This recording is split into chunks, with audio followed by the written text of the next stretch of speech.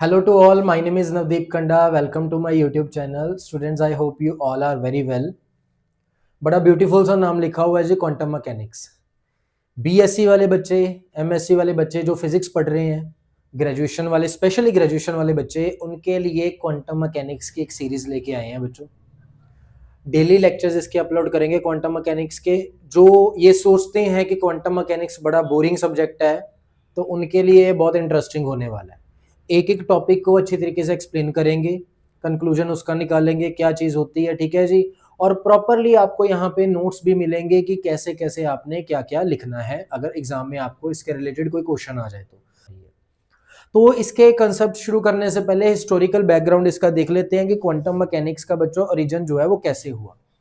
1900 तक जो फिजिक्स चल रही थी, अप टू 1900 तक जो फिजिक्स थी दैट वाज क्लासिकल फिजिक्स। 1900 तक जो फिजिक्स का नाम था वो क्लासिकल फिजिक्स था। अब क्लासिकल फिजिक्स में अगर हम मेजरली देखें तो तीन पार्ट्स थे इसके। The first is classical mechanics, second is thermodynamic and third is electromagnetism. तो ये तीनों बड़े अच्छे तरीके से पूरी फिजिक्स को एक्सप्लेन कर पा रहे थे अप टू 1900 तक। जैसे क्लासिकल मैकेनिक्स की बात करें तो ये proper dynamic behaviour of material bodies, Newton's के लॉ अप्लाई करके डायनेमिक जो मटेरियल बॉडीज का है उसको अच्छी तरीके से एक्सप्लेन कर पा रही थी।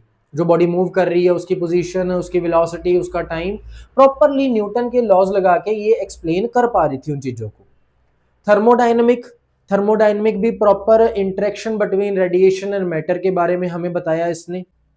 थर्ड नंबर पर इलेक्ट्रोमैग्नेटिज्म, मैक्सवेल सर ने बहुत खूबसूरती से रेडिएशंस का एक प्रॉपर फ्रेमवर्क हमें दिया और इसमें हमने वो प्रॉपर रेडिएशंस को समझा, एक्सरेज, गामा रेज, ठीक है जी, उनकी प्रॉपर स्टडी की। लेकिन यहां पर जो बात हो रही थी वो ये थी कि जो मैटर एंड रेडिएशंस हैं, मैटर को पार्टिकल एंड रेडिएशंस को वेव, अलग अलग तरीके से समझा गया कि जो मैटर है वो पार्टिकल तरीके से और रेडिएशंस हैं जो वेव की फॉर्म में है। तो इनको अलग अलग स्टडी की जा रही थी यहां तक। तो स्टूडेंट्स, हमने देखा कि क्लासिकल मैकेनिक्स जो है वो बहुत अच्छा एक्सप्लेन कर पा रही थी। क्लासिकल फिजिक्स जो है क्लासिकल मैकेनिक्स की हेल्प से, थर्मोडायनेमिक, इलेक्ट्रोमैग्नेटिज्म की हेल्प से सब कुछ बहुत अच्छे एक्सप्लेन हो रहा था। लेकिन यहाँ दो जगह पर आकर हमारी जो क्लासिकल मैकेनिक्स है वो फेल हो गई थी, वो इसको एक्सप्लेन नहीं कर पाई। तो यहां से फिजिक्स की दो नई ब्रांचेस का जो है वो जन्म हुआ, बर्थ हुआ, हम कह सकते हैं। बेटा फर्स्ट नंबर पर कौन सी थी वो चीज जहां पे क्लासिकल मैकेनिक्स फेल होगी? When the speed of object is very high and nearly about 10 raised to power 8 metre पर सेकेंड, जो स्पीड ऑफ लाइट के आसपास है। Speed of light 3 into 10 raise to power 8 होती है। अगर उतनी स्पीड से या उसके कंपेरेबल स्पीड से किसी ऑब्जेक्ट को छोड़ा जाए, मूव करवाया जाए, तो वहां पे क्लासिकल मैकेनिक्स बिल्कुल ही फेल होगी थी।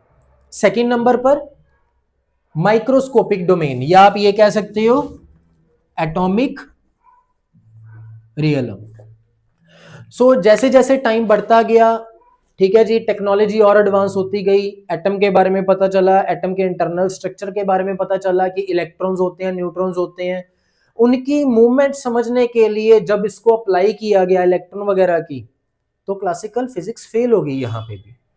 तो इन दोनों पर क्लासिकल मैकेनिक्स के जो फिनोमिना थे वो नहीं चल पाए, हम नहीं एक्सप्लेन कर पाए इसको। तो यहां से फिजिक्स की दो ब्रांचेस का जो है वो बर्थ हुआ। पहले वाले में theory of relativity, theory of relativity I explain करने के लिए इस वाले बिहेवियर को कि जब ऑब्जेक्ट की स्पीड लाइट की स्पीड से कंपेरेबल हो तो तब थ्योरी ऑफ रिलेटिविटी ने सारा कुछ अच्छी तरीके से समझाया। सेकंड नंबर पर माइक्रोस्कोपिक, माइक्रोस्कोपिक डोमेन में, यानी कि इलेक्ट्रॉन प्रोटॉन की अगर हम बात करें, वहां पे क्वांटम मैकेनिक्स का बर्थ हुआ। क्वांटम मैकेनिक्स, सो क्वांटम मैकेनिक्स जो अप्लाई हम करेंगे माइक्रोस्कोपिक ऑब्जेक्ट्स पे करेंगे, उनके बिहेवियर को स्टडी करने के लिए। ये हमें एग्जैक्ट वैल्यू तो नहीं देगा, बट हमें प्रोबेबिलिटी ये बताएगा कि क्या उसका बिहेवियर हो सकता है, तो उसको हम डिटेल में पढ़ेंगे। सो बेटा 1913 में नील बोहर सर ने हाइड्रोजन एटम का मॉडल इंट्रोड्यूस किया। इनसे पहले रदरफोर्ड सर थे। रदरफोर्ड जो एटॉमिक मॉडल था उसमें बहुत सारे ड्रॉबैक्स निकले थे, जिनको बड़ी अच्छी तरीके से इन्होंने कवर अप किया और उसको एक्सप्लेन किया। बेसिकली इन्होंने quantized condition of angular momentum हमें दी। Quantize condition of angular momentum, इन्होंने भी वही फॉर्मूला यूज किया is equal to h nu करके, ठीक है जी। और बड़ी अच्छी तरीके से इस हाइड्रोजन के मॉडल को जो है वो एक्सप्लेन किया। 1913 के बाद, नील बोहर सर के बाद कॉम्पटन सर आए, एएच कॉम्पटन सर। इन्होंने भी कॉम्पटन इफेक्ट को एक्सप्लेन किया। 1923 में एएच कॉम्पटन सर ने कॉम्पटन इफेक्ट को एक्सप्लेन किया। इन्होंने एक्सरेज को इलेक्ट्रॉन्स के साथ स्ट्राइक करवाया और एक्सपेरिमेंटली ये प्रूव किया या हमारे सामने रखा कि जो एक्सरेज हैं वो भी पार्टिकल की तरह क्या कर रही है, बिहेव कर रही है, ठीक है जी। ईएम जो हमारे पास इलेक्ट्रोमैग्नेटिज्म है वो हमें ये बता रही थी कि जो एक्सरेज हैं वो ईएम रेडिएशंस हैं, यानी कि क्लासिकल फिजिक्स हमें बता रही थी कि ये रेडिएशंस हैं, बट कॉम्पटन सर ने ये बताया कि जो एक्सरेज हैं वो बिहेव करती हैं लाइक अ पार्टिकल। तो इसका भी हमारे पास पूरा डिटेल में कॉन्सेप्ट है। तो आगे चलते हैं नेक्स्ट। उसके बाद similar in 1923 de Broglie sir ने एक बहुत चीज अच्छी एक्सप्लेन की। उन्होंने ये बताया कि सिर्फ वेव की पार्टिकल नेचर नहीं है, पार्टिकल की भी वेव नेचर है। So 1923 de Broglie sir introduced another powerful concept that classical physics could not reconcile. He postulated that not only does radiations exhibit particle-like behavior, but conversely material particles themselves display like wave-like behavior. तो de Broglie sir का सबसे जो बड़ा ये कहना था कि जो पार्टिकल की वेव नेचर होती है उसको डेविसन एंड जर्मर एक्सपेरिमेंट से 1927 में पूरा प्रॉपरली कंफर्म किया गया।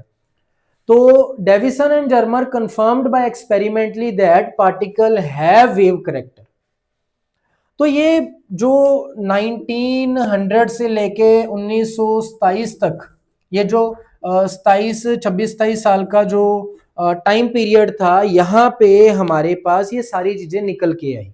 तो 25-26 साल में क्वांटम मैकेनिक्स को जो है वो एक कह लो भी प्रॉपर एक फ्रेमवर्क मिला। यहाँ पे जो हमारे पास सबसे पहले जैसे हमने पढ़ा था, मैक्स प्लांक सर ने ब्लैक बॉडी को एक्सप्लेन किया। सेकेंड नंबर पर हमारे पास आए जी आइंस्टाइन सर, थर्ड नंबर पर बोहर, फोर्थ नंबर पर कॉम्पटन। तो इन चारों में एक सिमिलर चीज क्या थी कि वेव को पार्टिकल बताया इन्होंने, यानी कि जो रेडिएशन है उसका बिहेवियर कैसा है, पार्टिकल बिहेवियर है। लेकिन जो हमारे पास 1927 ये जर्मर एक्सपेरिमेंट था, इन्होंने बताया कि पार्टिकल का जो बिहेवियर है वो कैसा है, वेव बिहेवियर है। तो यहां तक जो 26-27 साल का जो हमारे पास टाइम पीरियड था, इसमें जो क्वांटम मैकेनिक्स आई इसको कहा गया old quantum mechanics, old quantum mechanics.